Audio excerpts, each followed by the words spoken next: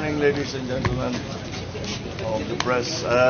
Nandito nga tayo dahil andito tayong lahat dahil merong para makita at mapakinggan at makakuha ng report tungkol sa itong nangyari na pagkahuli nitong kalaki-laki na shabu na shipment.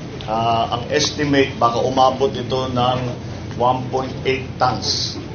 So, ibig sabihin, ito na yung pinakamalaking huli na nagawa natin. But that way, hindi lang ito. Meron na tayo as of today, ang huli natin is already 13.2, 13.3 tons. So, patuloy talaga. Marami talaga tayong nahuhuli. At this is the approach that we are taking to the drug war. Ang ating ginagawa, we take apart, binabaklas natin yung mga sindikato, kahit sino man. Ang nakita natin may kasabwat dito sa drug trade, kahit sino man, kahit politiko ba na powerful politician o police o kung sino man, talagang iniimbestigahan natin. Kaya nagkaroon ng ganitong klaseng mga operation at nakahuli tayo ng kalaki-laki na 1.8 tons. Sa ngayon, just to give you a status report, as you can see, ang ginagawa ngayon, ini-inventaryo talaga kung gaano kadami itong nahuli na meth. Nakapag-test na ang PNP, tinest na yung nahuling shabu, very high quality itong nandito, very high potency. Ibig sabihin, yung mga pinanggalingan, kung saan pa yung mga, kung saan nanggaling, kung saan sinakay, anong origin, ngayon ay iniimbestigahan pa lang. Kaya the operation is ongoing at pabayaan muna natin ang ating mga kapulisan all together with the attached agencies ng PDEA, and the Dangerous Drugs Board, lahat we're working together para mabuo ang kaso rito, malaman talaga natin kung saan dinaan itong shipment ng shabu na ito. I would like also to point out that this is the biggest shipment of shabu na nahuli natin, but not one person died. Walang namatay, walang nagputukan, walang nasaktan.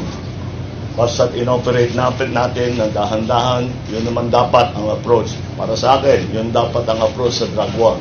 Na ang pinaka-importante is matigil natin ang pag-ship ng mga drugs dito sa pagpasok sa Pilipinas. Pero the one thing that's clear, pinasok ito, hindi ito galing dito sa Pilipinas. Hindi ito linuto dito sa Pilipinas, galing ito sa labas. Ngayon, yung ruta kung saan nanggaling yun, ngayon pinag-aaralan pa natin at pinag-imbestigahan. Alright? Okay. Any questions? Sir, Ann Sabarano, Mamparada. Mr. President. Hello. Good morning. Yes, sir. Sir, ano po yung instruction nyo sa ating mga law enforcement agencies like PNP and PDEA? Kasi with this apprehension, tila hindi natatakot ang mga drug syndicate na i-transport ang mga illegal drugs kahit may mga checkpoint. Babalanin na lang din po sa mga drug syndicate na hindi tumitigil sa kanilang illegal drug activity sa bansa. Well, kailangan doon rin maintindihan, ang mga drug syndicate, pagka nahulihan, parang cost of doing business nila yan eh. Nakakasama na sa kalkulasyon nila. Once in a while, mahuhuli tayo. Pero malaki pa rin ang kita. So, tuloy-tuloy lang. We cannot, there is no, tinatawag na one single answer tungkol dito. There's no silver bullet to this. Kailangan talaga kayod. We have to operate. We have to gather intelligence. We have to coordinate with Interpol. We have to coordinate with intelligence and drug agencies of other countries around, of ASEAN, of Asia, kung saan man nanggagaling. Because this is an international crime. So, we have to keep, there is no other solution but to keep doing this. Na kung pasok sila ng pasok hanggang it is not para magawa, napakahirap magpasok ng drugs sa Pilipinas, wag na natin gawin, dadali natin sa ibang lugar. That is the situation that we are hoping to achieve. Pero the only way to get that is to continue to prosecute the drug war, but well within the law, so that cases can be filed, then the syndicates can be identified, the guilty parties can be arrested and eventually imprisoned. And that is the point of this what we are doing. That's the only way to approach it. Pahirapan talaga yan. Tignan ninyo, tayo nasa Pilipinas, tignan ninyo ang problema. Sabihin na lang natin, kasi wala tayong resources, wala tayong funding na masyado. Tignan ninyo, kahit yung mga mayayaman na bansa sa Amerika, sa Europe, gaano ka trilyon na dolyar ang kanilang ginagastos, meron pa rin drug problem. Kaya tayo, ganun din, wala tayong mga ibang pwedeng gawin kung hindi, sige lang ng sige, just keep going. Ang kapulisan naman natin is nasanay na rin sila at alam na rin nila kung paano ang sistema kung minsan. Kaya ino-operate, basta we just keep operating and keep gathering intelligence, and that's the key to bringing down the drug, the activities of the drug syndicates ito sa Pilipinas. Papalan niyo, sir, sa mga drug syndicate? Ano? Yung papalan niyo po sa mga drug syndicate, hindi tumitigil sa kanilang Hindi ako nakikipag... Bahala kayo sa ginagawa niyo. Basta tuloy-tuloy lang kami. Aabutan din namin kayo. Maliit lang ang Pilipinas. Thank you, sir. Catherine Valiente, Manila Times. Good morning, Mr. President. Sir, what's your will government change tactics against government war on drugs following this incident? And are you alarmed by this biggest drug war in the country?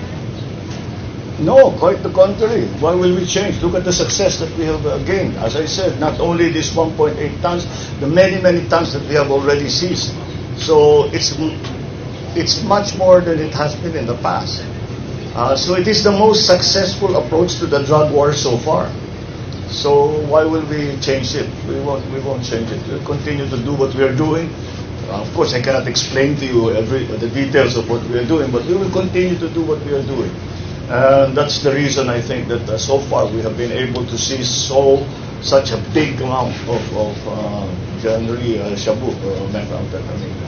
Yeah, so we'll just keep going. We'll just keep doing what we're doing. Thank you, Mr. President. Thank you. Maraming salamat. Thank you.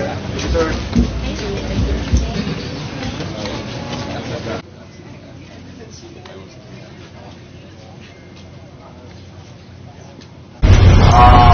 Ang nagmamanunod na.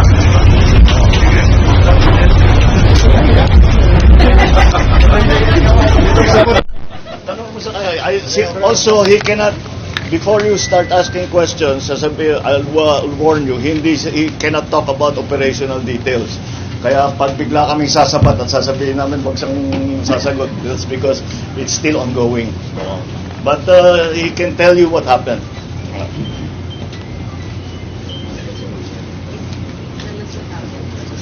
Ano po nangyari, sir? Good morning po. Pagtataka, Kinakabahan si sir. na-overwhelmed. Alam mo, sa training sa military at saka sa police, walang training para makakaharap sa press. Kahit kumarap sa bala, kaya namin kumarap sa press. So, magandang umaga po sa ating lahat, sa ating mahal na Pangulo, sir, sa lahat mo narito. Sa ngayon po, hindi pa po kami makakapagbigay ng saktong detalye ng pangyayari kung paano namin nasabat kung ganito kalaking halaga kasi umuusad pa rin po yung aming investigasyon. Ayaw po namin makompromiso yung mangyayaring hanggat may sampa po namin yung kaso laban po dun sa tao. Lamang po at maraming salamat po.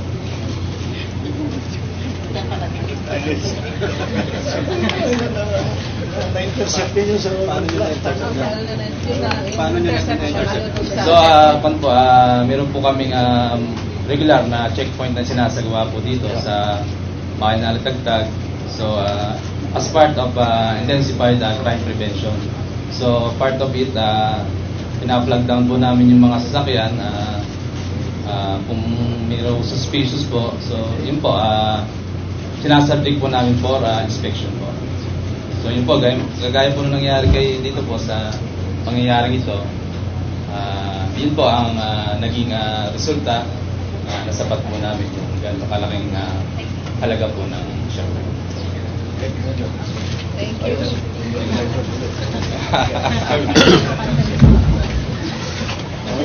And Captain De Luna, he was awarded a field promotion. That is why he is now wearing the insignia of a major. And Mr. President, for information, we mentioned also yesterday, the province of Batangas will give the not only plaque of recognition, but also financial recognition reward to our Major De Luna of 100,000 pesos. Para sa unit ninyo. Thank you, sir. Alright. Patuloy ang inyong drug war. Of course, it is very necessary that we recognize.